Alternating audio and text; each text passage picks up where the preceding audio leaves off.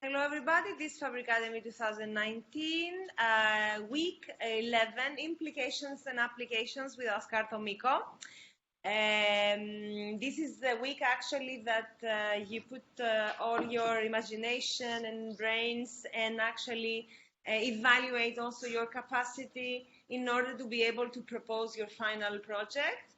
You don't need to necessarily get married forever to this final project. By doing, you will mutate it to different roads, but it's a very good opportunity to get feedback from Oscar from next week that he has very good experience in interactive fashion, in future garments, in creating personalized systems and product services. So yes, we will hear now his lecture, and then this week we will have a lot of meetings so that we can talk about what are your ideation for your final projects. Very exciting. Okay, welcome everyone. So today what we're gonna do is it's gonna be a mix between showing examples of projects, but also showing the opportunities that you have with the knowledge that you've been learning the previous weeks. So I'm gonna start with the second one. I think it's really important to understand what you are able to do now that maybe you were not able to do before. So you've been exploring digital fabrication, generative design, materials, biomaterials, programming, making things yourself. And somehow this is actually giving you a lot of possibilities. You might see it now as a bunch of different techniques and things that you still don't know how to relate to each other. But I think that the most important part is that that you look at it as how these skills are transforming your capabilities, how these new skills are transforming what you are able to do. And I'm just going to put you a few examples of how I think these skills transform what you are able to do. But also what I would like is that some of you also explain your own experience, because this is not like a theoretical class. This is not a class where I'm going to tell you the truth about the world and life. It's more going to be a discussion. I'm going to just share my personal opinion on things. And I hope that we can actually, you can also share your opinion on things. Cool. So with this knowledge that you are developing in materials, production process, programming, etc., there is a possibility to actually to rethink what materials are. There's a possibility to rethink how products and accessories fit the user or the person or the wearer. There's also the possibility to rethink how production works and why production is in the way it is these days. And also, and more important, is to rethink current aesthetics. What is a good design? What's not a good design? So these are really simple points, but I think it's really important to take into account. And what I'm going to do is just show you examples of each of these changes or shifts that can happen, so you can actually see for yourself in which one of them you fit or how you're going to combine them together. So first of all, it's really important to understand that materials are not these kind of things that we buy from the shelves. Materials are not things like wood and metals and plastics that we just buy.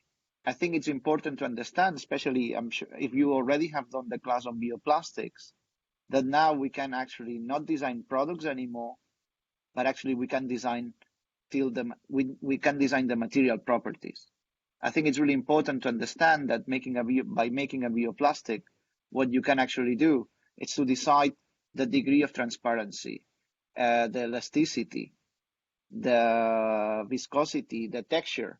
These are things that you are now able to actually control. And it's up to you to decide how you want it.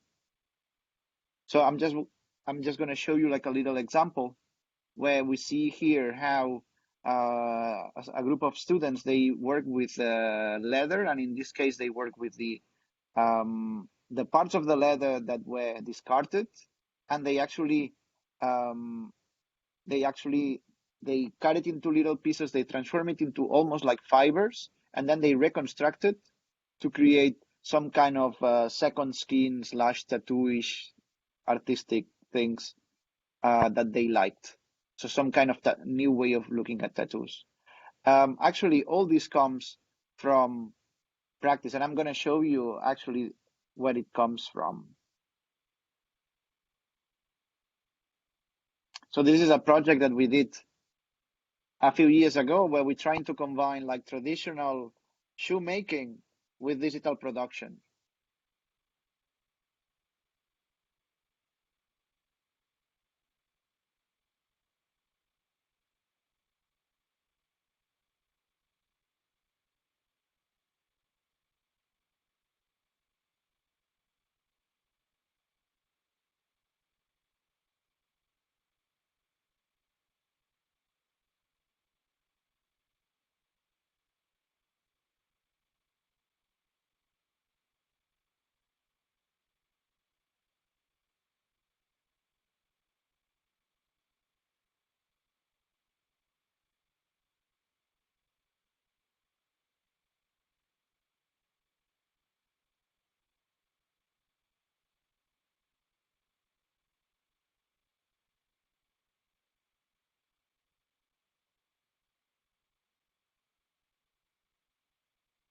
So this is a really simple video, but what I wanted to show with it is that now with the skills you have, for example, with digital fabrication, with using laser cutters, embroideries, all kinds of machines, 3D printing, it's not just about creating shape, but it's also about transforming behavior. So if you will 3D print on top of a fabric, you will change its properties. If you will laser cut a leather, you will make it more transpirable. If you will work with different kind of materials, you can actually change the way they behave. And this can be done also by programming. This can be done by creating algorithms where we can actually guide production.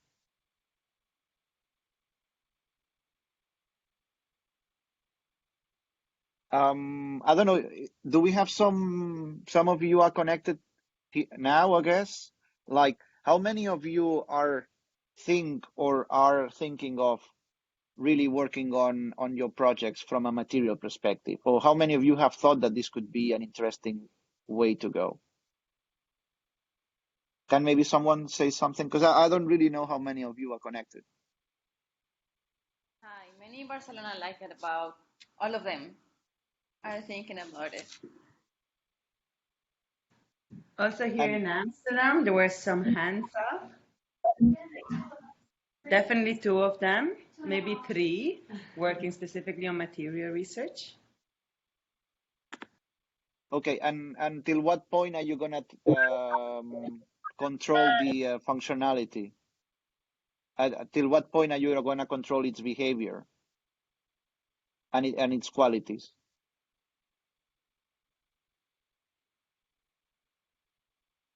So is there a reason why you want to explore materials? Why are you exploring materials? What do you want to change of the material properties, or what do you want to change of the existing materials?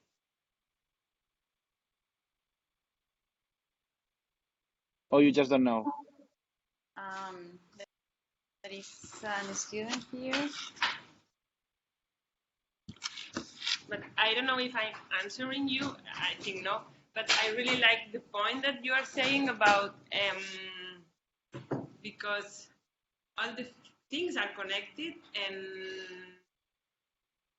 yeah, how we are related with the material and how we can make their change, but also how the materials can change something in us. Also the like the feelings that they transmit to us. I used to work on costume, and yeah, I really take note about what you said, that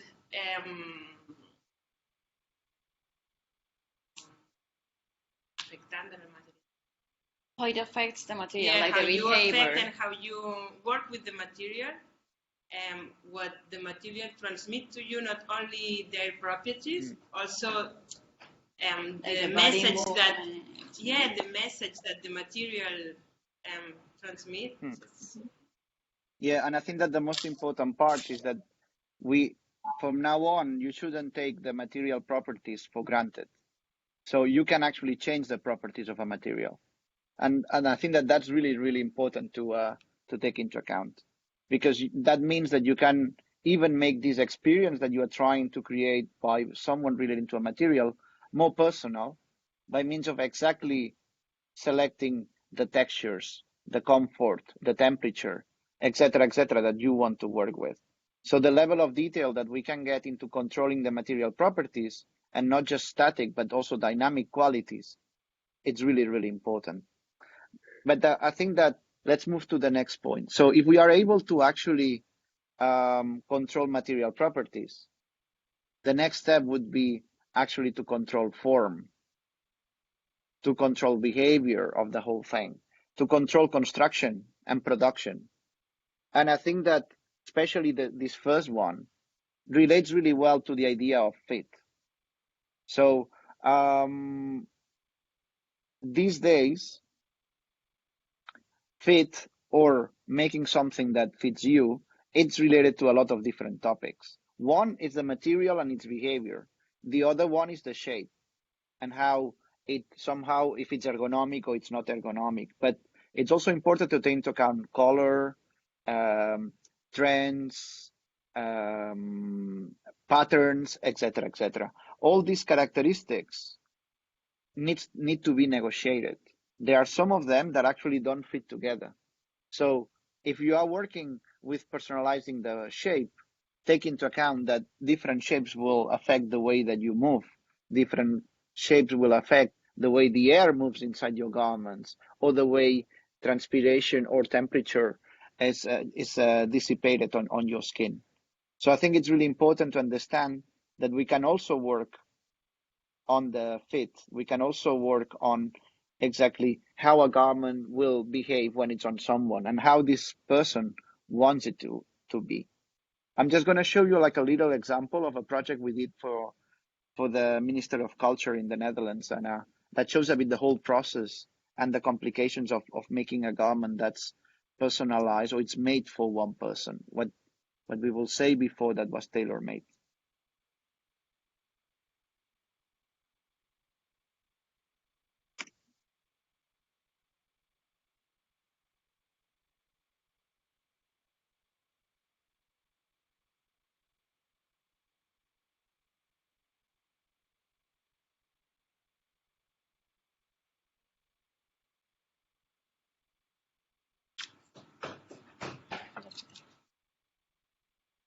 You need to higher a lot the volume of your sound.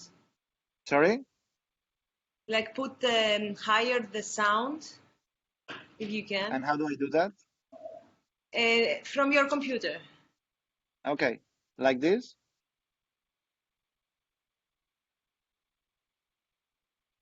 This is the maximum. Yeah, okay. Yeah. So yes, we because it's playing, we cannot hear the sound. So you can talk over if you want. You can turn off the sound and talk over the video. Okay, but is there a way that they can hear the sound? They will hear it afterwards. Yes, from the presentation that we will upload. Not now. You can talk over. Now we cannot hear you. You put your headphones.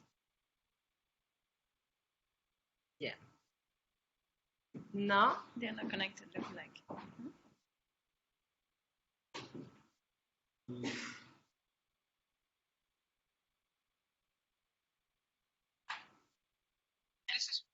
Yes.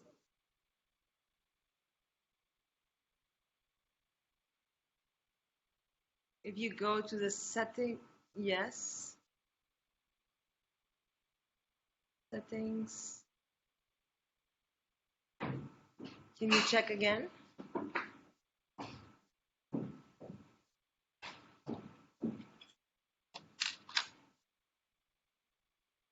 No. I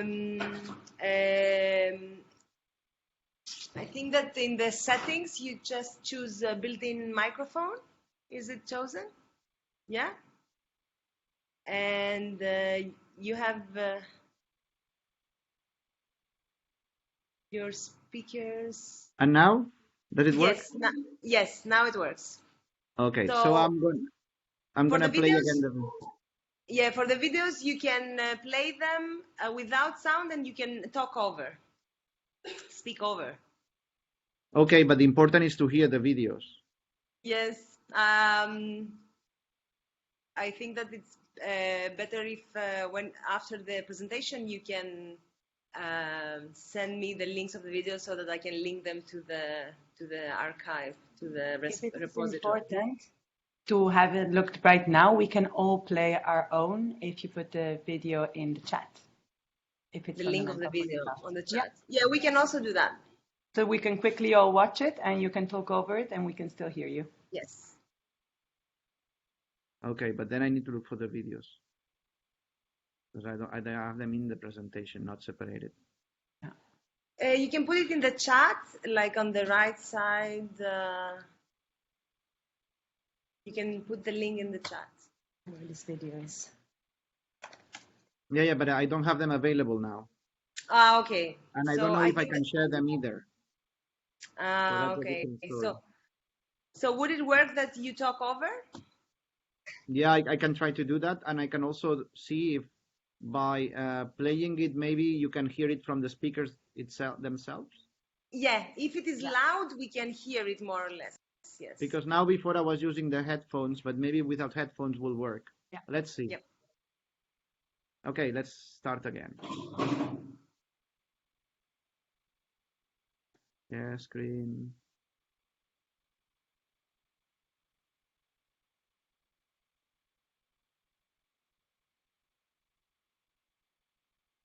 Okay, so we go back to where we were. So we were talking about like the complexity of making something that fits a person, the amount of variables and things that we need to take into account. Maybe some of you have been working already, or you might work in the future with Grasshopper. Grasshopper is a way of combining different data and using it to create a form. But this data can come from multiple points. It could be the geometry of a fit, but could also be colors and preferences that someone likes. Could come from other shoes and other products that you had before. And these are things that you could use for your projects. I'm gonna just try to play the video to see if this time works. Can you hear something? Yes. We started off with 3D body scanning. Yeah, and we good. did a 3D body scan not only of the whole body of the minister, but also of her feet. We then scanned her feet in a walking position and in a resting position, and from there we actually had to go back and do a second scan of the bottom of her feet in order to figure out exactly where her foot goes when she walks, which is known as the progression line. And we also took a look at the size of her feet so we could create a shoe that's perfectly molded to her foot. How does that feel? Stand up and put your weight down. Yeah, that's cool magic. Nice feeling. Yeah, it's quite soft, huh?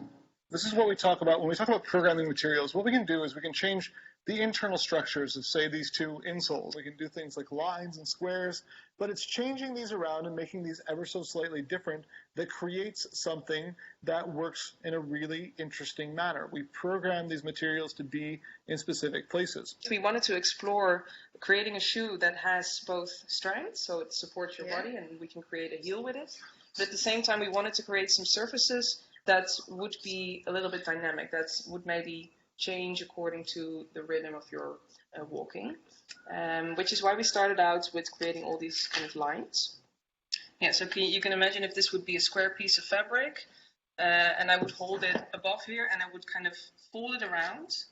And the square piece, of course, would never fit because this is not a square shape. But so we have the square piece of fabric interact with the shape of your foot. This is one line that we. This line. Yeah, exactly. You So see that's how that it progression starts. line. Yeah. And we're definitely starting to get an idea of what the final shoe is going to look like. Fortunately, the colored area that was supposed to be white on the inside, not quite what we wanted it to be yet, but this is part of the process. You know, we had some experiments go wrong. Do you think it's I can stand on it? It's No. not as strong as I wanted it to be. That's why we're reprinting the new one right now. Okay. The next one will be stronger. We thought that this shoe was going to be the perfect shoe to do the new printing style, which is printing it laying down. It turns out that this is not the best idea for that shoe, but we could only realize that through experimentation. It's, therefore, you also learn by this experience. Oh yeah, this has been a great big learning experience. This has taken every trick that I know, and I've invented a few new ones.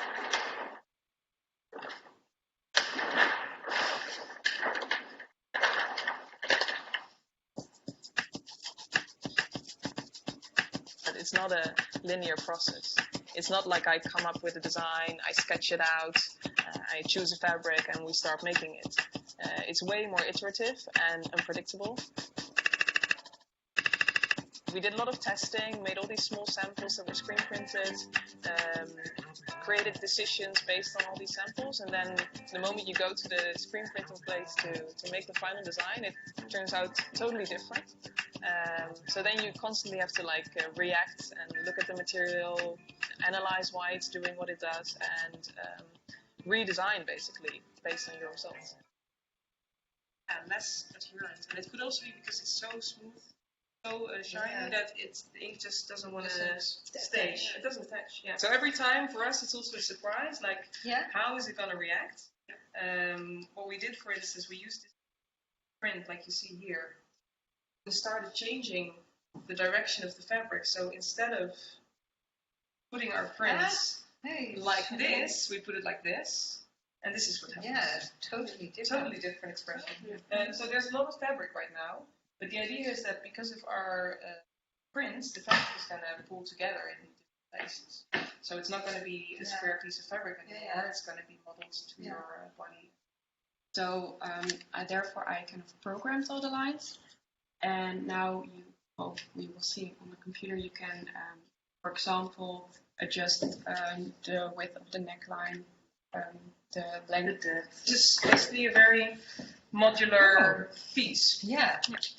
So for the last 2 weeks I've been working on the script for the line pattern, and it's made in a program called Grasshopper, which is mainly used in architecture.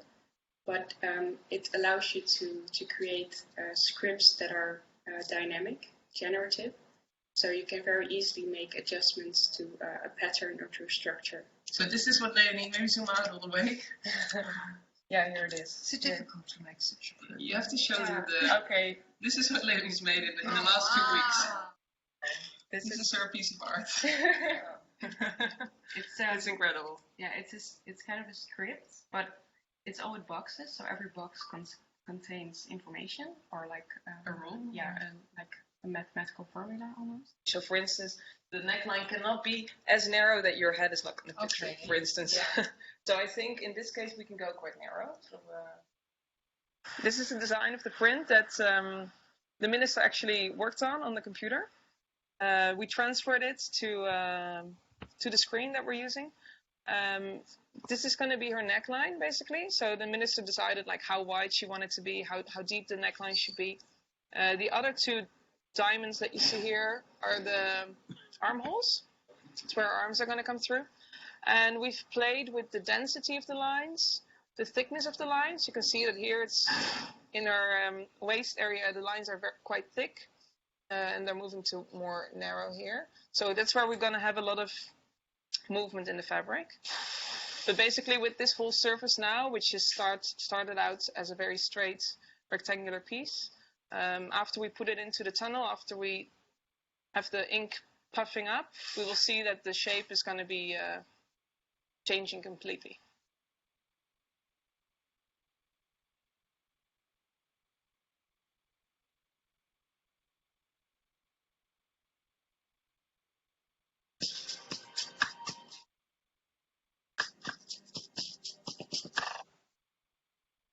Cool. So I hope you liked the little video. What I wanted to show here is that although we think that form and shape, it's something really easy, or it's just mainly a drawing that we can do.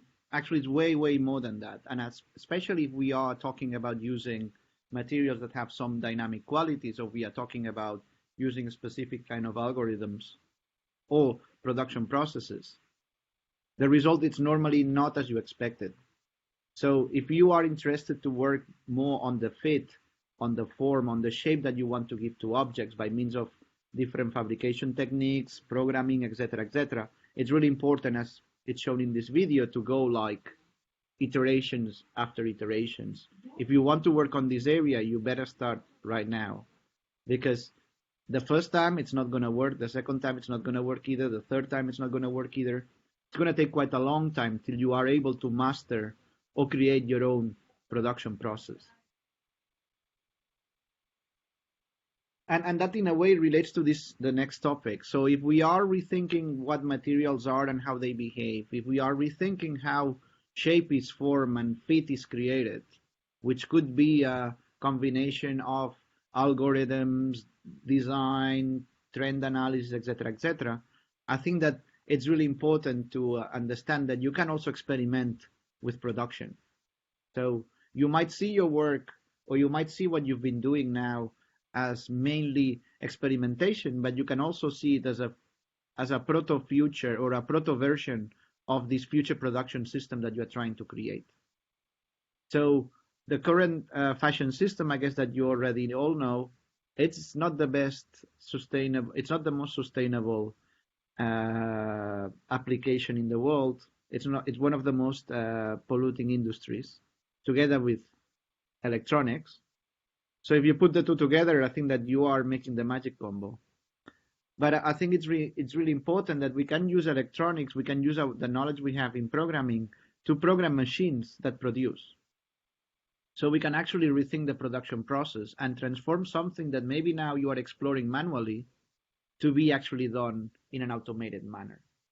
And in this case, I'm going to show you like a little video of a final bachelor project from Elisava, where one of the students, what she did was to explore a new production process for garments in order to get rid of a lot of critical situations or a lot of critical issues that happen with fashion or with, let's say, fast fashion in a way. So first of all, the use of sizing.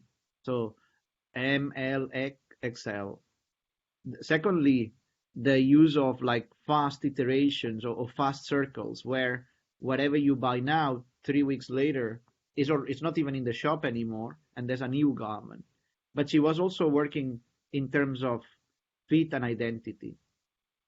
So I think that the most interesting part is that in a way she was developing a more sustainable production process, which by using this circular kind of production that you will see, like in the photo, doesn't produce waste because there are no cutouts. So in a way she reduces waste because she doesn't do pattern making.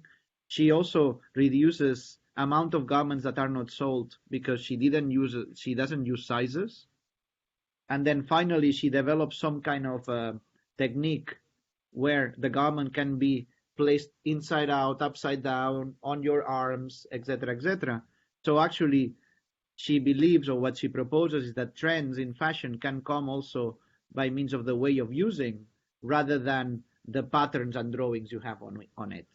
So maybe one day it will be fashionable to put this thing as a hat, the other day it's going to be a skirt, the other day is going to be a t-shirt or some kind of oversized necklace or oversized jewelry thing.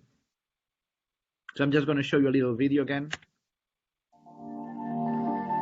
Tomando como referencia formas de producción antiguas, juntándolas con la robótica y una nueva industria que se está abriendo actualmente, que es la industria 4.0, se abre una ventana de oportunidad a cambiar dinámicas en industrias que actualmente están un poco obsoletas, como por ejemplo la textil. Lo que creo que te aporta la ingeniería de diseño es esta visión global que te aporta esta sensibilidad para poder actuar de forma práctica, pero a la vez acercarte a las personas de una forma más poética o emotiva y saber cómo tener un impacto real en la sociedad. En este caso, decidí depositar los hilos de forma lineal sobre un torno, de manera que así no se genera ningún tipo de desperdicio, es decir, se utiliza la cantidad de material justa para generar el volumen necesario. Y además se abre una nueva oportunidad a que cada persona pueda personalizar las piezas a su gusto, tanto por necesidades anatómicas, como por gustos estéticos, como por experimentación con nuevas formas.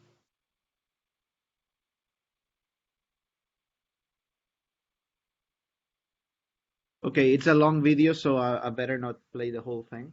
But I think that what's really interesting about this video is that shows how actually the impact that production has in the way we understand what garments are. So, I mean, focusing on changing production will actually change everything else.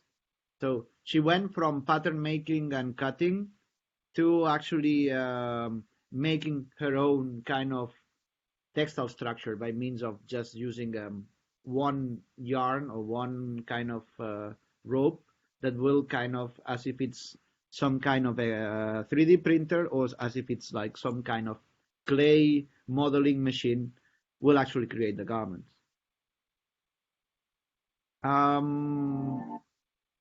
That is like, if we are changing production, so if we are changing the way materials are, we are changing how things fit us and how we behave with them, and we are changing how they are produced, I think it's really important to rethink also what do we mean by aesthetics and what do we mean by a good design. If none of the variables that we used to play in the past, like ways of production, material, form, are not going to be there anymore, are they all going to be shifting and changing, then the question is, what is a good garment? What is a good wearable? This is what now you will also need to explore. And I think it's really important that somehow you also position themselves, you position yourselves into it. I'm going to show you, and for that, I'm going to show you like a little interview that Angela Mackey, who's a PhD student at Eindhoven University of Technology, did about her research. So she's working on creating like augmented reality textiles to explore what it means to have dynamic fabrics, what it have to have fabrics that change color, pattern over time. The way that she did it was actually by trying it out on herself. So she actually developed she made her own dresses in green, and then she applied like a chroma key app on it to actually superimpose different images.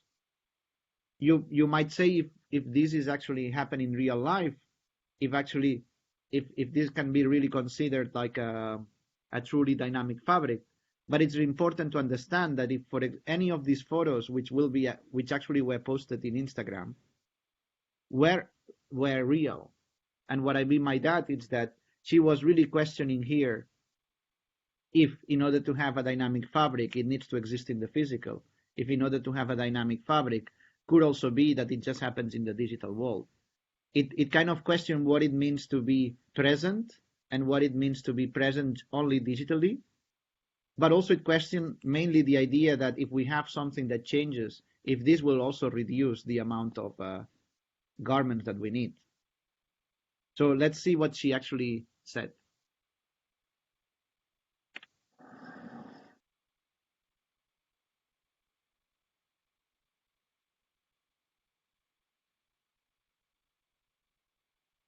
I forgot to say that she also does the PhD part-time at Philips. Femme is a fashion brand concept for clothing that uses dynamic or digital fabric. And what I mean by that is fabric that can change color or imagery just like a computer screen can.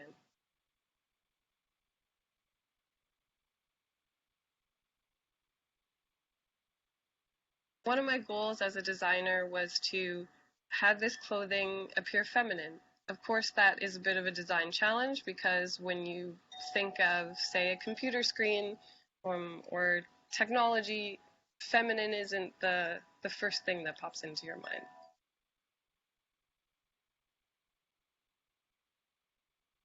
Even though the word femme sounds like it comes from the word feminine, which I do like, it's actually coming from the word ephemeral. And what an ephemeral experience is something that's not lasting, something that you have to experience in the moment. So it's like theater, we experience that in the moment. Or it's like noticing a baby notice her hands for the first time. I've always been fascinated with these serendipitous ephemeral moments where something really ordinary just transforms into something beautiful.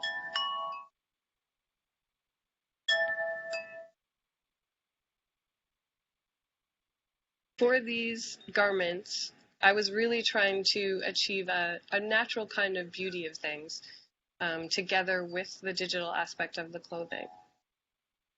And when it comes to digital imagery or digital stuff, there's usually this emptiness associated with it, that it's not actually real. So one of the things I've been exploring is how can we make sense of the digital within our daily lives, or just outside of the computer screen. So the day of the shoot, we spent a lot of time just chasing sunlight around the rooms. And we would rush through a scene because we wanted to make sure that we didn't miss how the sunlight hit the ground. The house itself that we shot in, and the shoes that we styled with, and all the props that we used were really old and worn slightly. I feel like they came with their own history and aura. And it makes me wonder, can the digital stuff of these fabrics possess that kind of fondness?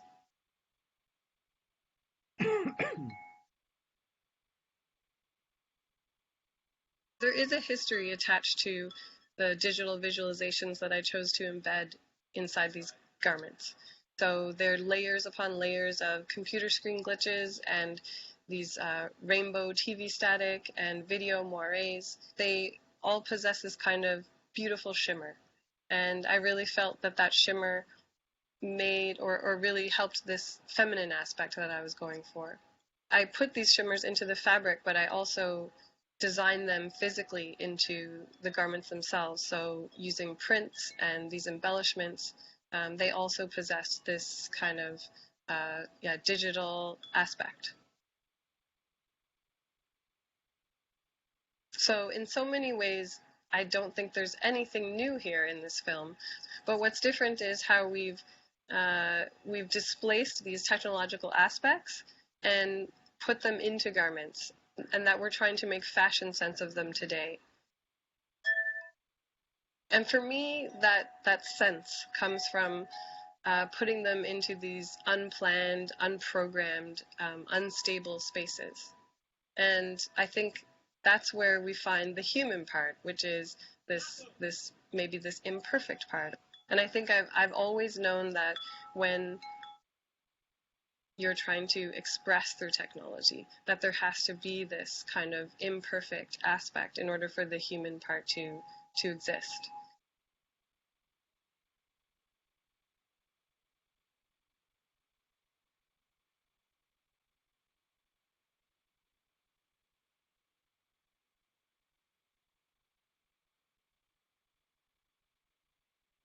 Okay, I hope that you are still alive and you didn't fall asleep with the music. So the reason why well, let's wait that the bells stop. The reason why I'm showing this video, it's because it's important that you make like a strong reflection or you take stance in relation to your work and how does it fit and what kind of meaning it will have for people. And I think that the process that Angela went through by wearing it herself, and after wearing it herself actually start questioning what it would mean for others, it's a really valid process, which I would actually encourage you to try. So even if you might not be the person that should use the garments or accessories or materials that you are developing, at least make the effort to try it and experience what it means, because that will help you, especially when you don't know how to continue, you don't know how to move on. It will help you to have a quick understanding. So the nice thing about working with wearables, the nice thing to work with things that are on or close to the body, is that it's really easy to see if they fit you or not. It's almost like a love or hate kind of reaction. So what I would recommend you is to use yourself as a way of quickly knowing if what you're doing makes sense. There's a lot of times that you're going to be, oh, I'm not sure what to do. Oh, I don't know which direction to go. I would say try it, because if you keep on trying it on yourself, you will be able to reason about your projects in the same way that Angela is doing it. It's not that she's really smart. It's not that the project, she worked on it for a long time, but it's the knowledge that she developed by wearing it for almost a year that make her an expert on this field, which is this augmented reality / dynamic fabric / digital fashion / social media, Instagram kind of Instagram influencer. So I think it's really important that you live with your prototypes, that you live with your products, and they become part of your life. Then it's when you're going to see what it's its meaning, what is its value, and you'll be able to question if things that already exist before made sense, or relate at least what you're doing in relation to your life. So that's a bit like the first part of this talk. So with the knowledge that you have now, you have the possibilities to completely disrupt and change what we understand by garments, what we understand by materials, what we understand by accessories, what we understand by fit, what we understand by production, and more importantly, what we understand by what's good and what's meaningful. And I think it's really important that you also take that responsibility. And I know that might be a bit too much, but that's why the class is called Applications and Implications, is because now you can do a lot of things. You can try it in multiple ways, but also somehow it has implications in the way that you are changing the world, or the way that you want the world to be. So again, do we have any questions? Do we have any comments? Because it went quite strange like last time when I asked you for being involved in the in the class. I decided to stop it, but maybe now we can we make like a short recap and see if any of you are thinking of doing projects in any of the other 3 topics that I just talked about. So is there anyone that would like to say something?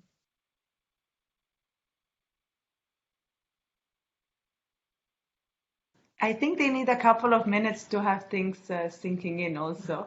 They're formulating their questions. I think that also here, for example, would it be okay if one combines everything, or would you suggest one to just focus on one thing and go in depth? The more you try to do, the less you will achieve. That goes for everything. But what I would say is that this is just a classification that I made up.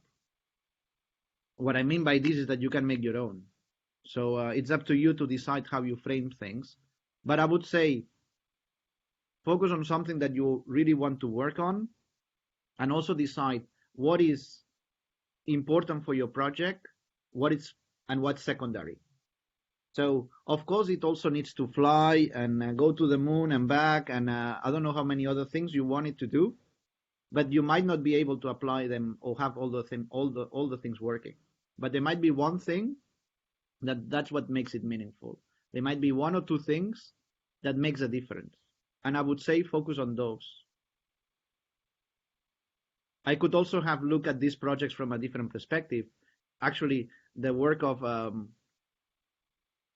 Pauline, Troy, and Leonie could also be seen as a way of changing, which is the shoe.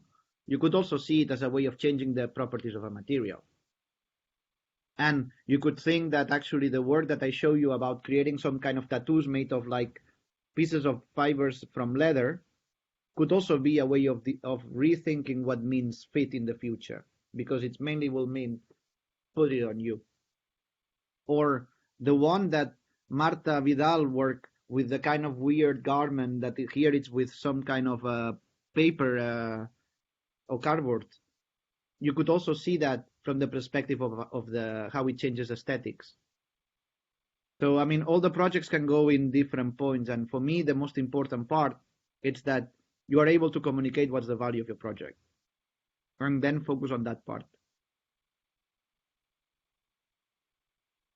Yeah, cool. So I will let you think about what you how you want to focus your projects. But what I wanted to do now is a bit to show you more examples because I think that that always helps. So I would say that now we've seen a way to classify things. We've seen a way to merge digital fabrication, generative design, programming, maker communities, and a lot of other things. But this is actually also changing the way that we look at fashion, at the fashion system, and also the way we look at craftsmanship, mass production, customization, or services. And it's really interesting that already for a few years, this is not anymore like a line where we start with craftsmanship, we go into mass production, but then mass production needs to be more valuable for people, so it becomes customized, and then we develop services that actually make this customization happen. This is not really a line. What I mean is that now we see actually more projects that are about craftsmanship than before, or other ones that really focus on transforming mass production and making some kind of distributed production systems like what at the EAC they are working on. Or maybe some of you will work on just tailoring services. So it doesn't mean that one is better than other, but I think it's really important to understand how society feels about these things. And for that, it's always really important to look more at art projects that relate to fashion and textiles, because that's a way to understand where people are, what are the fears, what are the things that likes and the don't likes that people have. And I always show the same example. It's already getting a bit old, but some of you might know what it is. It's actually Gerard Rubio, who actually worked on developing the open knit machine, which is a knitting machine that could work as a 3D printer in terms of that you could build it yourself. And this over time, it became Kniterate, which it's a Kickstarter project, and we are all waiting for the machines at this point. But let's hope that we will get them. But this is a video from when it was called Open Knit, so some time ago. But I think it's really interesting because it relates a bit all these points in a critical manner.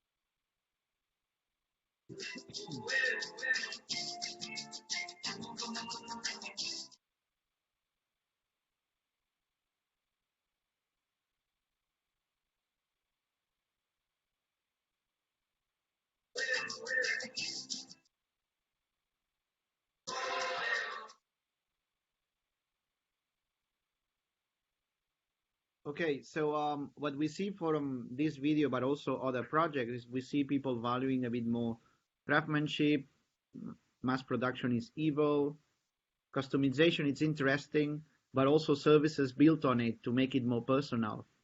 That's what seems people like. So and one way to solve this is what we call ultra personalized product service systems. And I'm just going to show you examples on how from the Wearable Sensors Lab at Eindhoven University of Technology and some other places we explored these points. So does it mean that you need to does it mean that what I'm going to show you is the direction that you need to take your projects? No. Does it mean that you need to get inspired and do similar projects to the ones that I'm going to show? No. But this is the way that the lab where I work part-time in Eindhoven combines the challenges of working with the material, working with the fit, working with the production, working with the aesthetics. And this is just our way to do it. And as we were discussing before with Anastasia, for you, it's up to you to find your way of combining it, your way of dealing with it. So I'm going to talk about two topics mainly. Ultra-personalized fashion.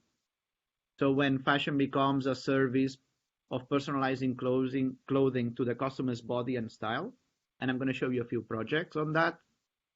But also, I'm going to talk to another topic which is also quite relevant these days, which is connected health.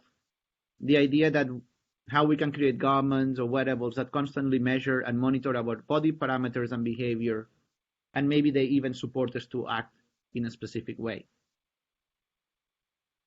And by means of showing you all these projects, what I'm going to do is somehow explore what is the design space of possibilities of ultra-personalization. What does it mean, and where do we think it can go? So first, a bit similar to what I said before, what we realize is that personalization at a product level, it's something really, really interesting, especially related not just to the material properties, but also the transformation of those material properties. So digital production, it's not just for cutting with laser or 3D printing something on top. You can actually layer materials on a specific fabrics. You can actually deposit different, I don't know, let's say, layers on top of what you're working on to give it different properties. So instead of a 3D printer that prints some kind of plastic, it can actually deposit, I don't know, water with some kind of silver particles, or with bacteria, or with some kind of seeds from fungi that will grow, or things like this. So you need to also understand production and personalization at the product level or at the level of the material on giving even life to things. But of course, I'm going a bit far. What we have here are more basic things in a way, because these are closer to the market, or they have been seen as research projects. So for the first one, it's called cutting workwear, and it's a collection where these different pieces have different coatings, and these coatings can be to prevent bacterial infections, to make them stain-free, to make them like that they don't wrinkle-free, etc., etc.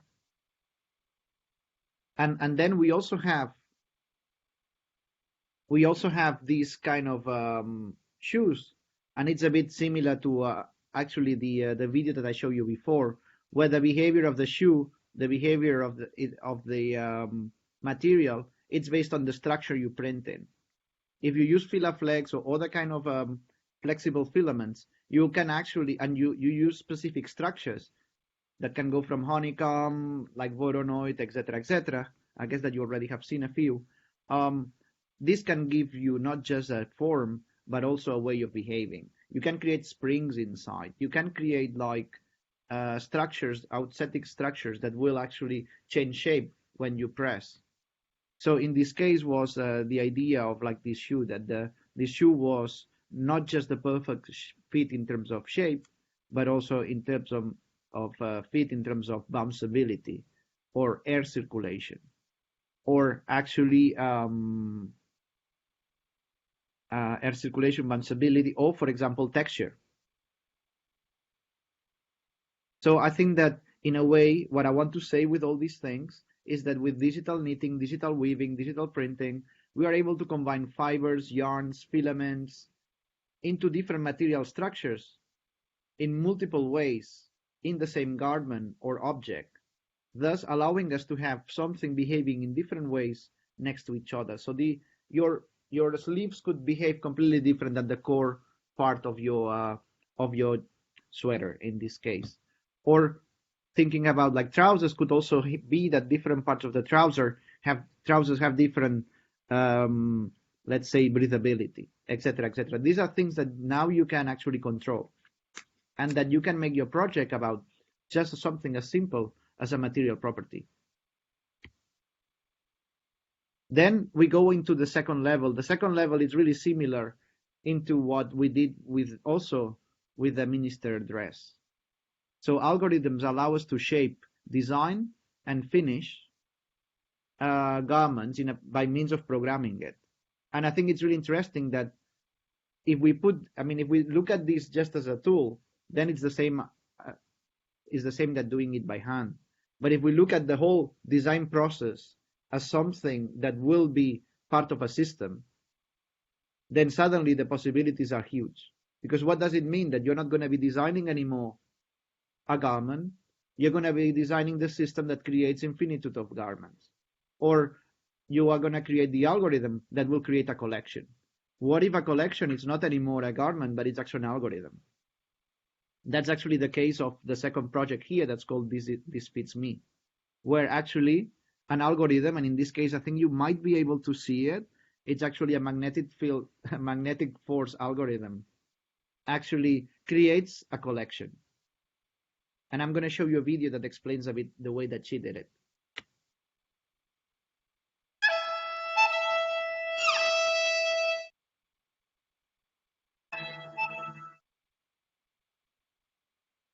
This Fits Me is een samenwerkingsproject tussen Leonie en mij.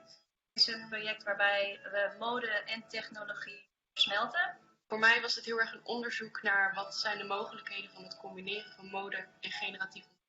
En generatief ontwerp is eigenlijk een techniek die we veel zien nu binnen de architectuur. En het is een methode om een ontwerp niet statisch te maken. Dus het is geen vast ontwerp.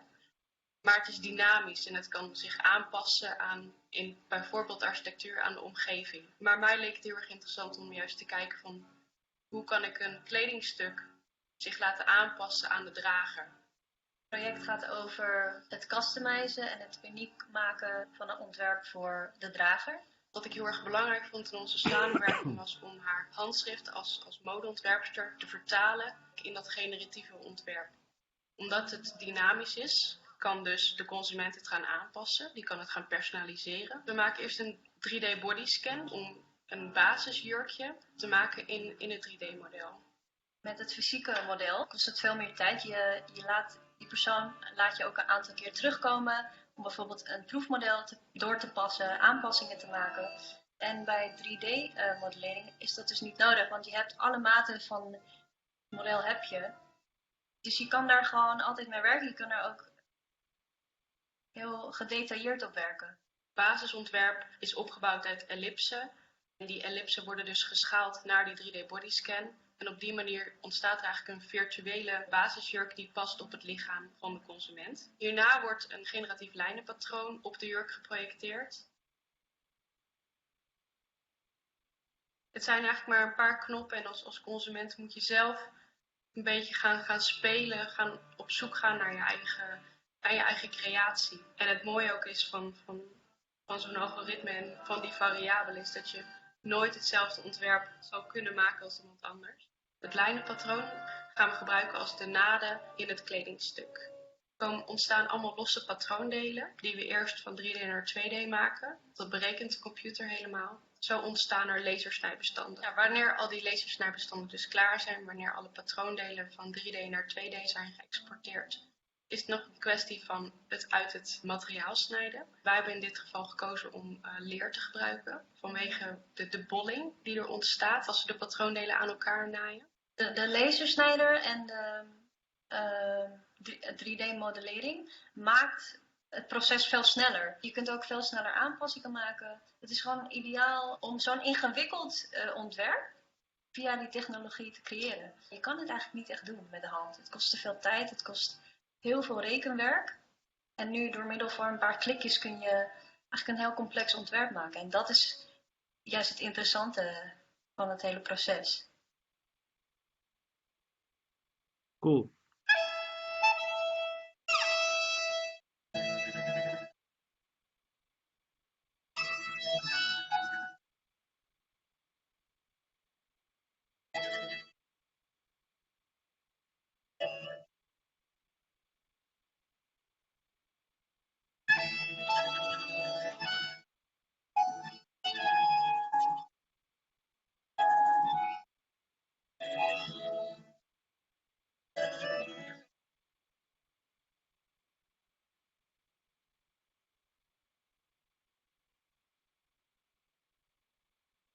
Well, you have like at VAC Society, but also at EAC, machines this big to create like a full garment from a laser cutter. So maybe some of you want to do that.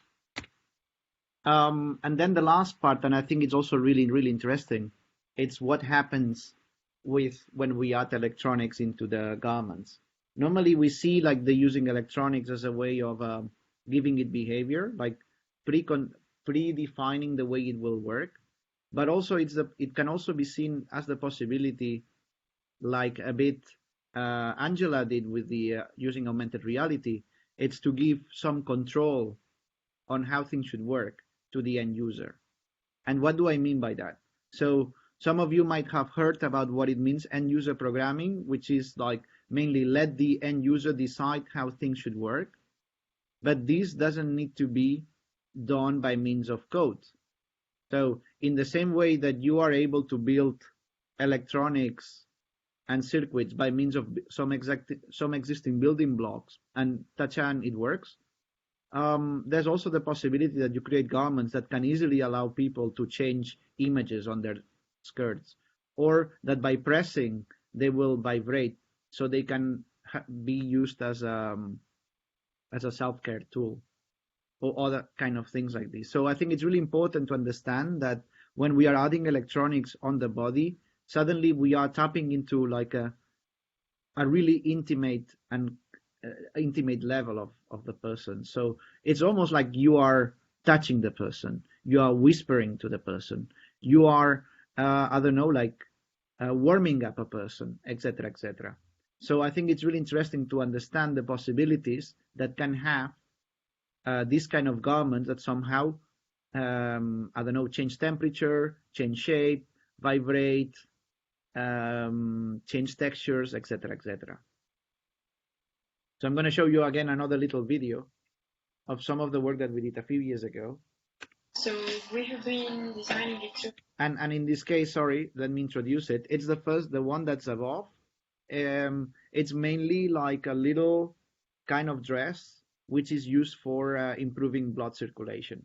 So it's been proven that vibration, or let's say like specific amounts of vibration, can help to improve blood circulation, and improved blood circulation can help in let's say reducing the effects of like reduced bone density, etc., etc.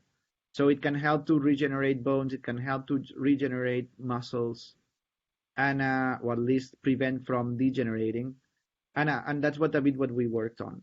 So what you're going to see is the process of trying to integrate these vibration motors into a garment, into a knitted garment, and how the selection of materials and the way of assembling happen. So we have been designing it through different iterations. With the first one, we found out what are the limitations and opportunities within using this type of knit and that kind of materials together. And then as a second iteration, we developed Wiving, which is the one from the gray fabric with pockets and the vibration motors integrated. Started with a single jersey, like just really plain, see if we can combine the conductive thread structure of the normal fabric.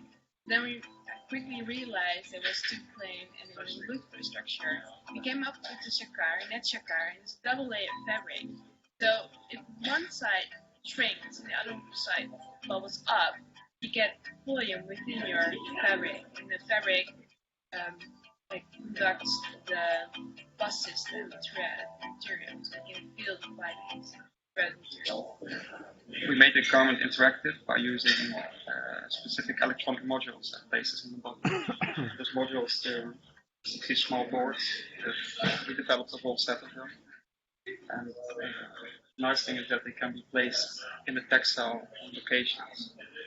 Then afterwards, they can communicate with each other, and therefore the behavior of the garment can change and change the surface, which is matching the garment.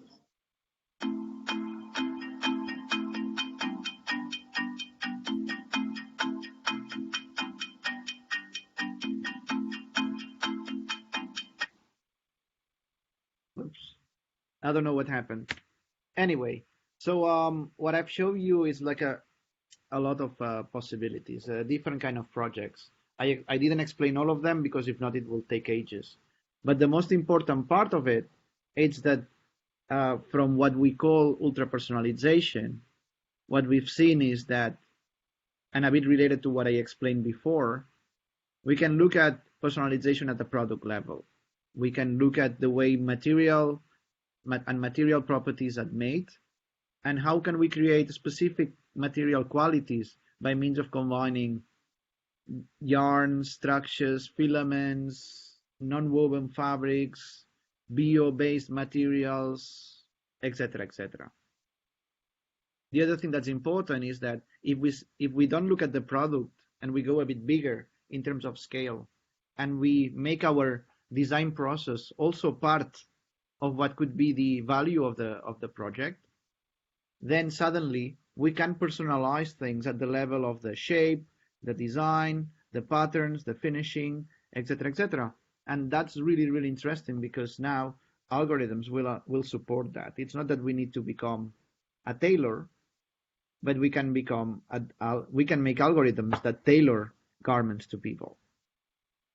And finally, I think it's really important to understand that we can give interaction capabilities to garments either by electronics or by some kind of materials that behave in a specific way in order to let people program them.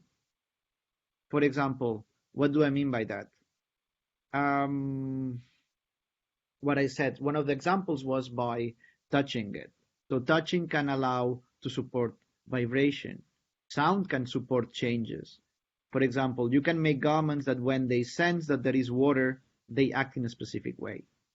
So, and for me, the most important thing here, it's the mapping between the digital and the physical.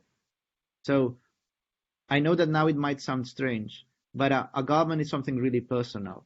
And it's, if I want to make some kind of, I don't know, like if I want to make a headset, what I'm never going to do is to put myself a box on top of me where I can get because I will look stupid, right? So what I'm trying to say with this is that as soon as you try to give behavior to garments, be careful because you are not just giving behavior, but you are also telling people what to do. So if I would design some kind of future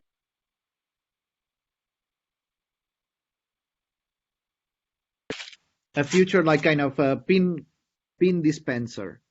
If I have a pin dispenser on top of my head and I need to go down to let people take the pins, suddenly I'm bowing to people. I have to get on my knees so they can get the pins. So suddenly it's not just the function that we are designing, it's we are actually constraining the behavior of the person. So actually we are affecting the identity of the person. So it's really, really an important topic to somehow work on. So in a way, this is like what ultra personalized product service systems are, but there's a lot of projects that you can look at. For example, these are 3 more projects that we've worked over the years. And if you see, most of them are done in collaboration between different institutions. It's really, really, really, really different and difficult to try to work on projects like this on your own. So I will also recommend it's not just about framing what's the value of your project and focus on a specific thing. It's also important to decide what are you going to do yourself and what are you going to collaborate with others that they will support you. And this support should be a collaboration in terms of that should be a win-win situation. So if you collaborate with other people, make sure that they also get something in return. And also be prepared for your project to go in a direction that might not be the one that you expected at the beginning. But I can already tell you, and hope you can trust me, that it will be better than what you thought. So I don't know what time is it. I think we still have some time. Should we see a bit of these projects, or should we, if any of you have questions or ideas about projects and stuff like this, would be good now to hear it. So if some of you are, or if you are completely lost, because next week the idea would be that you present some kind of direction you want to go, a proposal of project. So who would like to say something? Who's completely lost? Who needs advice? Hello. Hi. Thank you for your nice talk. My name is Loes. I'm in Amsterdam. And I was wondering, because you brought up the topic of collaboration, has it also been done that people collaborate on their finals for the Fabricademy? Is it possible at all? Maybe I would let Anastasia answer. Yeah, this is a question for internal, not for Oscar. So yeah, we will send you an email about that. We have some rules about it. There is a question from here that I think it raises a lot of it's like opens a big discussion, very interesting discussion. I think that it's a matter of the question is. Will all this technology be only from top tech companies, and also only in luxury, or it will be able to reach the public at some point? I mean, who are we designing for at this moment? Are we designing for, even if we design something that is for a very wider public, will this technology be soon enough be able to implement it? Because we see many of the projects, but we don't see them actually in our everyday lives. One question is this. Yeah. Should I answer this one? Okay, so I can maybe answer from my personal experience. So we did a project a few years ago together with Troy Natigal that was called One Day Shoe. And this project was a kit that you could use to personalize your shoes.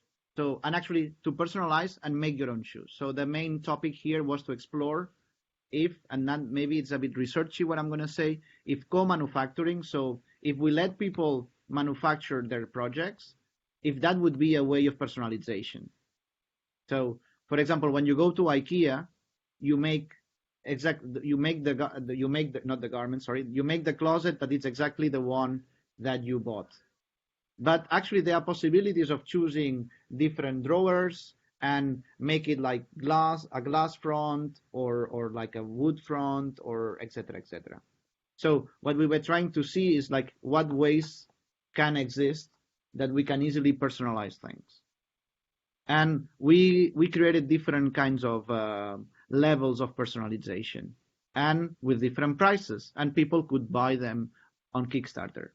So what do we find out? That there's a direct relation between the amount of how you value the personalization and how much you pay, and also if at the end you do it or not. What do I mean by this?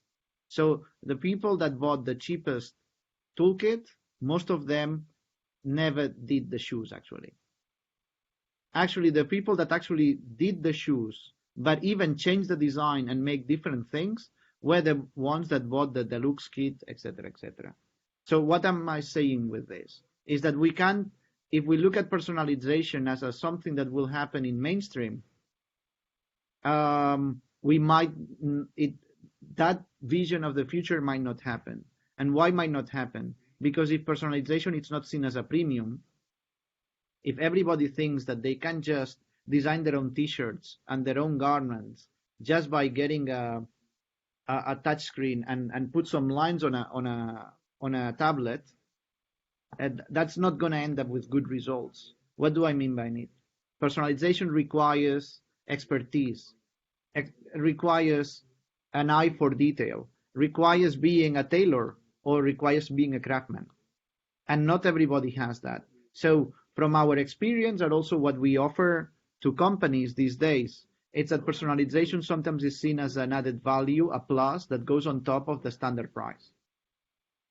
Okay, that's one part to see it. Then there's the other part. The other way to say is that actually most of the existing production processes are already digital. So most of the production that exists these days, it might be that 90% of what all of you are wearing, it's produced with digital textile machine, digital production machines. So actually the technology is already there. If it's not applied, it's because of the business model. The business model, it's based on production in bulk, so that the costs are really, really low, so we can have high margins. And high margins, actually what means is that if I sell just half of it, it's enough, because what cost me 10 cents, I'm selling it for 3,000 euros. So I'm exaggerating, but what I mean is that I would say that the answer is not that easy, but if you want to change production, design, fit, etc., etc., don't forget the business model behind. Take that into account too, because it's really important. So in some cases, personalization will be seen as a premium. It will be seen as an extra layer that maybe an expert or I don't know, like a designer or a fashion designer will, together with you, develop that piece. Or might be that might be that there will be some kind of system where you put your measurements and you already get it for the same price as normally is. So it really depends on the kind of product. It really depends to what are you actually asking people to personalize, etc., etc. And there is also another question when you say like self-programs. Do you imply also like algorithms of artificial intelligence or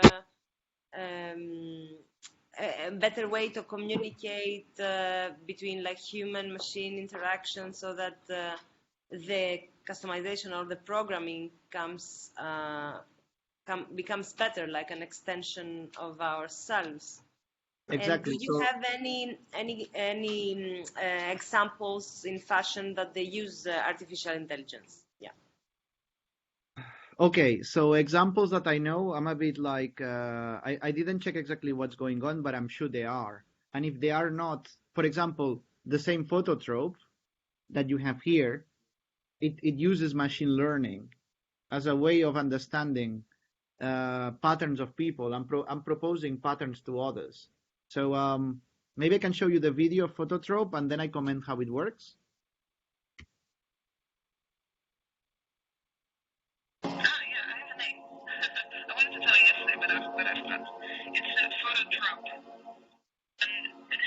has a subtitle. We call it like phototrope. An illuminated running shirt. I think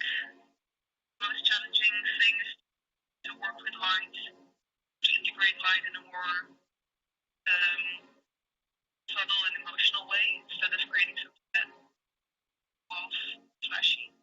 So that's why we used. But obviously, working with these types of foils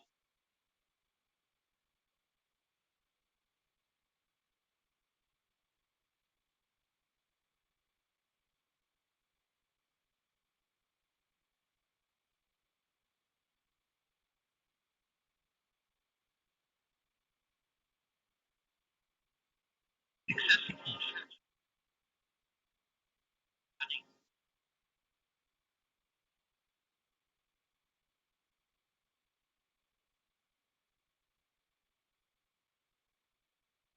It's quite difficult to understand what they say and what's the function. The sound is not so good here. So what does it do?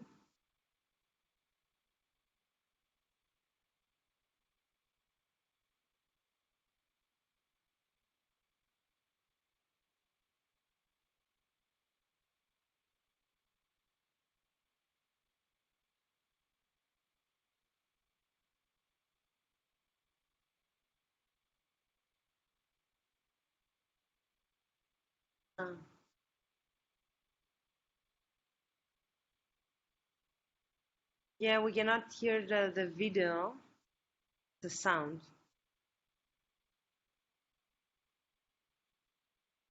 What does it do?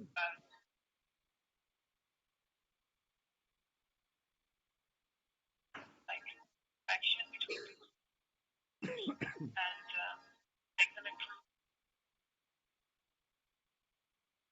Okay, so why am I showing you this? So that lovely garment. Oh, I don't have a phone because it's being repaired. Sorry. Anyway, so that lovely garment work together with your phone, and that lovely garment can use algorithms to actually map the pace and the distance between people to the rhythm of the light. So one can think that actually, like this, what we said, end user programming, it's that there is some kind of that after running, you look at the code and you change the code based on that. But actually what it means is that if you map your walking rhythm to the lights in specific matters, and you create different ways of mapping it that might change based on the kind of games or instructions that the teacher or the, I don't know, the trainer gives you, that's already creating changes in the algorithms. So what I mean by that is that we look at AI, we look at all these things as something really complicated, but something it's really just the relation between one parameter and another. So temperature on the body versus comfort. So if I have something that measures the temperature on your body all the time, we can know in which situation you are. But for example, depending for how we press some kind of inflatable garment, or what's the distance between one layer or the other, we can actually also change the temperature. What I'm trying to say by this, and maybe that's not the best way to do it, sorry, it's that we can actually, I don't know, how many of you have been to a sauna and have thrown water into the sensor to make sure that it goes to a higher temperature than it should? Well, a lot of people do this. So one can say that this is hacking the system, or you can call it that this is end user programming. You can allow the person to change actually the temperature of the room by covering the sensor with their hands, or by throwing or putting an ice cube on it. So what I'm trying to say by this is that if you are putting sensors on the body, make sure that people can interact with those sensors too. For example, if I'm let's think that I'm making a garment that heats up when my temperature is below a specific number. So when the sensor is completely touching the skin, it will measure your real temperature. As soon as I separate the sensor from the skin, it will measure less temperature. So I can create some kind of interaction that by pulling the garment out, I'm actually warming it up. So these are really simple interactions, but actually what they are doing, it's actually giving direct information for the sensor to act. And even just with one sensor, which will be the one measuring the temperature of your body, you can not just measure the temperature of your body, but also interact with the sensor yourself. And that's a bit what I mean by this end user programming. It's that we are used to put sensors and actuators into blocks which are protected, and they just work for a specific purpose in a specific way. When things are on the body, like the class that you had before about electronics, things are messy. And well, if you have some kind of conductive cable on your body and you start moving, might even mean that some things break. But this breaking might mean that actually what you are creating is a sensor that when something moves, the signal gets distorted. So actually a few years ago, for example, we did this project was that we work on purpose with badly soldered connections or a bit loose connections to actually create flickering into lights. So you can look at electronics from the perspective of like hardware electronics, like the same that you have on a phone or the same that you have on a mouse, or you can look at electronics from the perspective of textile structures or things that you can move and change. And maybe this is for another day, but I think it's really, really important to understand that the way to use electronics on the body is completely, completely different than the way of designing things for objects or for products. And I don't know specific examples that use machine learning, but I would say that any application that recommends you things, any application that tells you what kind of garments you want to wear, or you want to buy, any application that uses your data and tells you when you should do exercise or what you should eat, already uses these kind of things. And it doesn't need to be in the garment. It could also be connected through Bluetooth.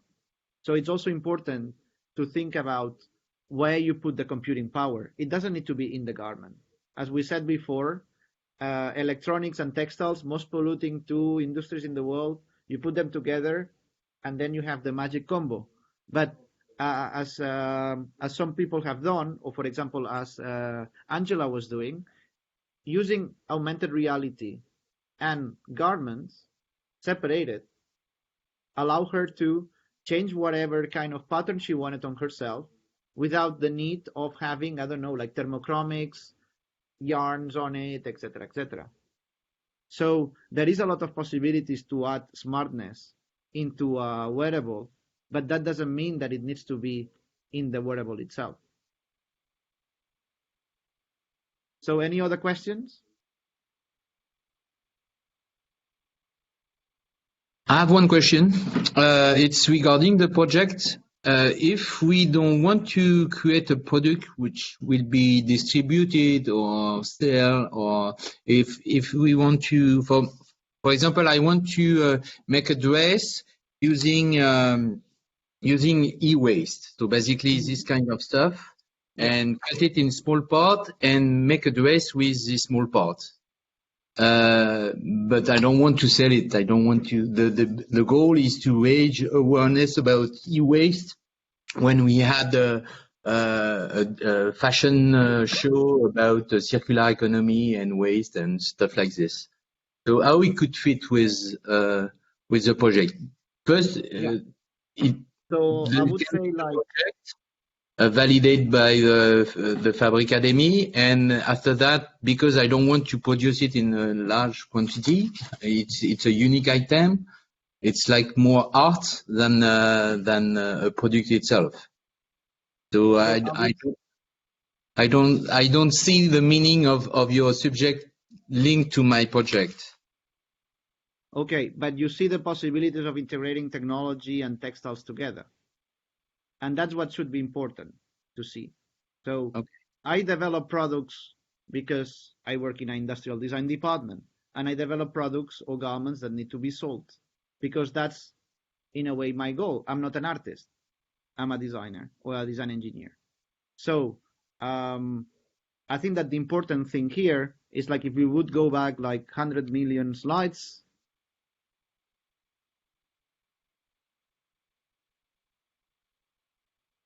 if we go back to this slide, here we are not talking about if it's a product, if it's a service, or if it's going to be sold or anything.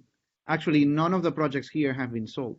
None of the projects here, it's meant to be an available product in the market. Actually, most of them were either for research, or they were artistic projects, or they were a critique to the current situation. So not because it looks like finished, not because it looks like something that could be sold, means that needs to be sold, or means that the value or the goal is to make it as a make it commercially available. But what is really important is that you understand what you want to communicate with your project, what's the value of it, what are you challenging, and also and what kind of results or knowledge you develop with it. So for me, that's what's important. I'm showing examples from what I know, but that doesn't mean that everybody needs to follow this direction. And you can get inspiration from whatever part you want. Yeah, I mean, it's technology or not technology. It's a technology can apply. It's a tool, and it can apply in different domains. So it's not necessary that you end up with a garment or with an accessory. You can end up with an installation or with an experience or with other kind of projects, and we are totally open in that. So as long as it makes sense for you.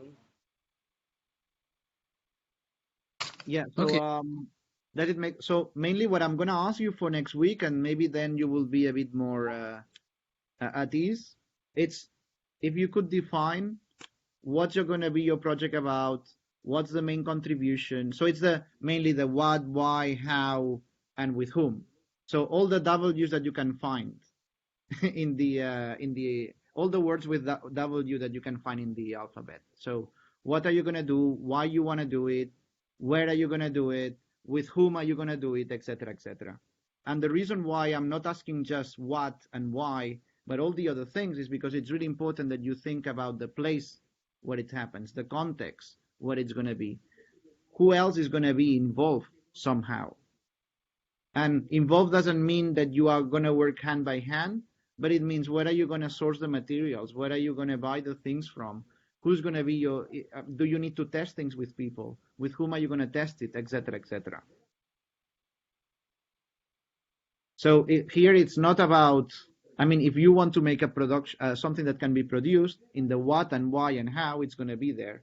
If you want to make an art installation, you will still be able to explain it in this way. But I think it's really important to somehow, even if you're not sure of what you want to do, that you try for once to be specific. And as Anastasia said before, it's not that you are marrying yourself to this idea or this mini presentation that you're going to do next week. It's mainly that you are capable of landing. It's mainly that you are capable of integrating all the knowledge that you have been gathering over the weeks into one project. And you are the expert on yourself, so you are the one deciding if the project fits you or not. It's not us that are going to decide if this direction makes sense or not. All makes sense if it has quality and if it has meaning. Yeah, and in order to also wrap up, it's like playing a table game, or football. So basically, you need to define the rules in order to break them even, you need to define the rules of your game and the terrain. And even if in the end you break them, it's because you have defined them from the beginning. So you can play with the rules, but you can even break them. So you need to define where is your field that you will be playing in. Yeah. So do we have any other questions? Yeah. Hi, I would like to ask something.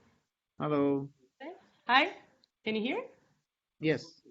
Okay, my question goes a bit in line with the first question that Anastasia made about reaching mainstream, but I bring another aspect that I get a bit intrigued.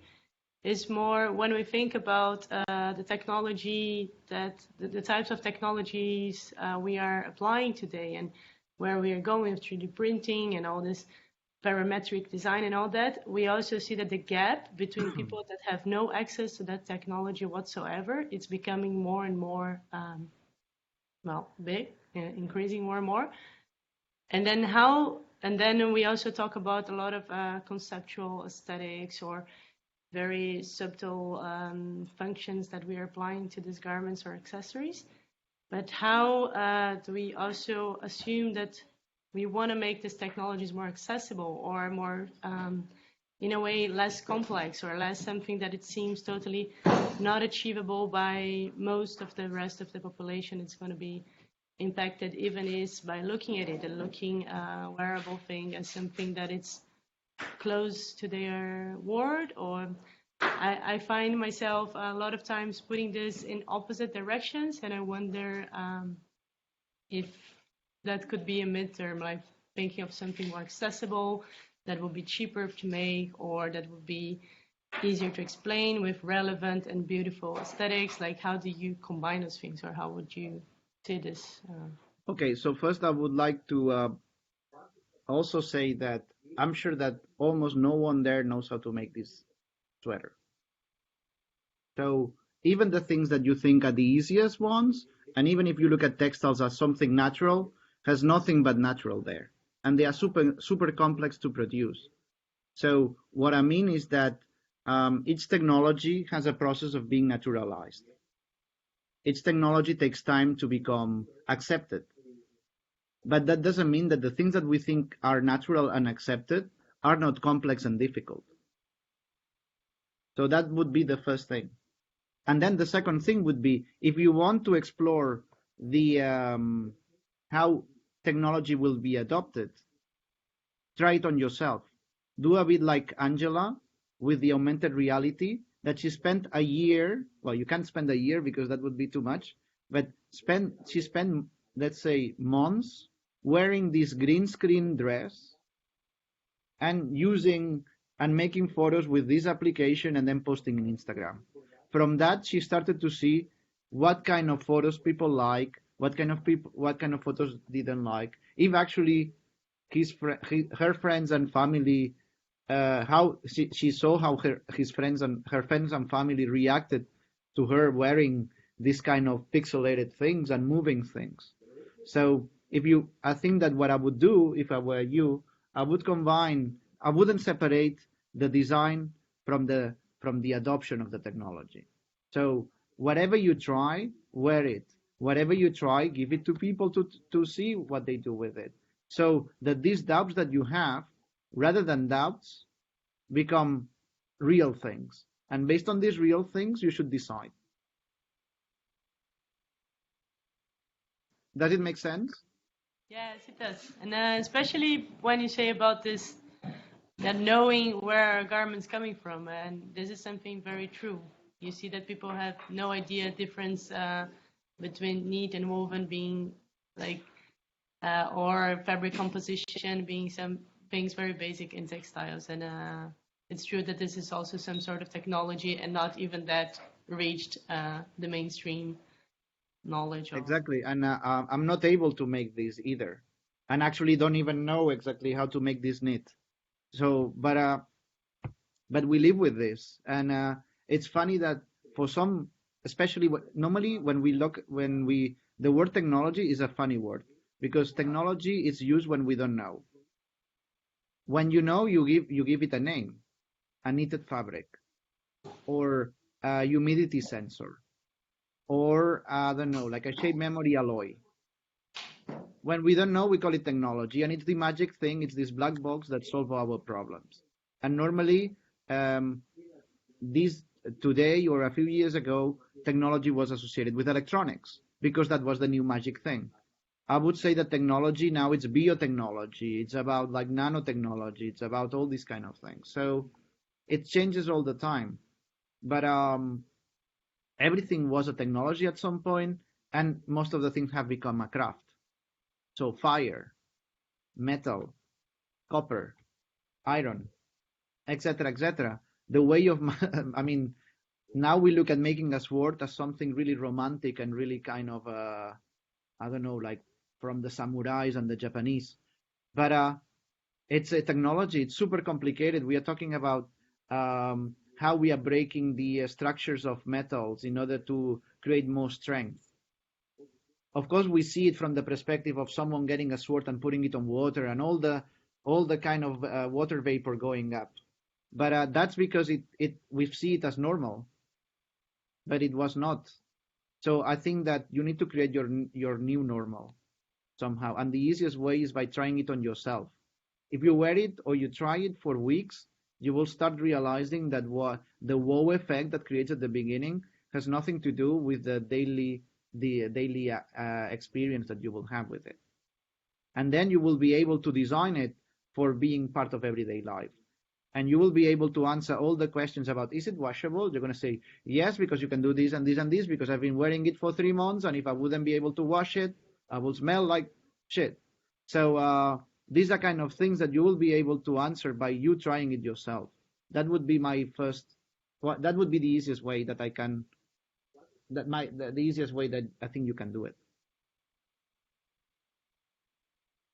Okay, that's great. It's always a pleasure to have you in Fabricademy, and it's always never enough, I guess. Yeah, I think that also all these reflections, I mean, these very interesting talks, and I hope that we can continue and move more like talking about this. That you can reflect also on these things and your findings in your documentation, so that we can open such discussion peer-to-peer. And see you next week, Oscar, at 3. Anastasia, should we define a specific way to present? So should we ask people, for example, to make like 5 slides with what, why, how, and with whom? Something like this. Because we kind of want to see everybody, like we saw in the first time. We will give you slots, and you will have like I will tell you how many minutes you have. I will make the division in the time, because it's not so much time, and Oscar needs to give feedback to kind of all of you. So for me, I mean, I'm on purpose not telling you exactly what you should present, because I think it will depend on your project. So for some of you, like where doesn't make sense, but for some of you, where it happens, it's actually the most important part, because if we are talking about sustainability and circular materials, we need to show the whole circularity, right? But for some of you, the technology and what and how to make it is the most important, because you are developing a bioplastic that has specific properties. So in a way, I think that the easiest way to explain what you need to do is like put 5 slides that explain briefly in which direction you want to go, and you touch a bit what it is, how is it going to be done, where it is going to happen, and questions like this. So if you can think about other words with a W that can be put in a question, then also try to answer them.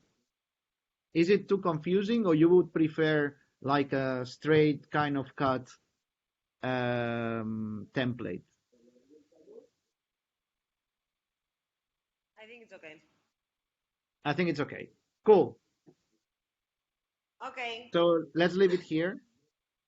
Yes, thank you. I will stop recording. See you next week. See you. Bye-bye.